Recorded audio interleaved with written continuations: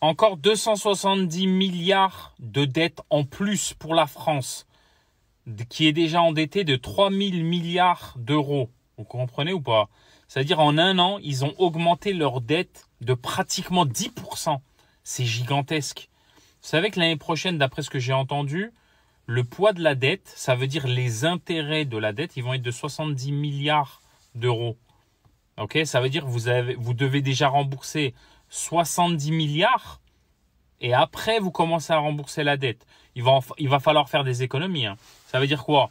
Faire des économies sur l'éducation nationale, faire des économies sur les soins, les retraites, augmenter les impôts, sachant que là, ça monte à une vitesse folle déjà.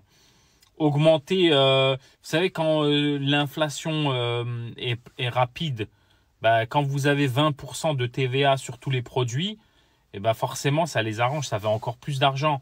Mais le problème de ça, c'est qu'en fait, malgré toutes ces hausses d'impôts, etc., ils n'arrivent pas à arrêter l'hémorragie, en fait.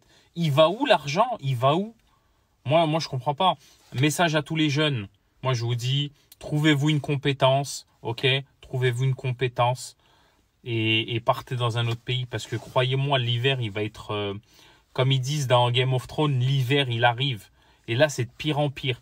Eux, là, tous les politiciens, ils s'en foutent parce que eux, ils vont être recyclés dans les grandes banques qu'ils ont enrichies, dans les grandes entreprises.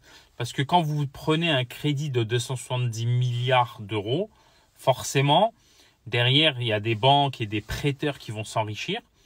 Et ben voilà, quand ils vont quitter le gouvernement, on va dire vas-y, tu m'as bien aidé, merci, grâce à toi, on a des rentrées d'argent, bah vas-y, viens, je t'embauche, pépère.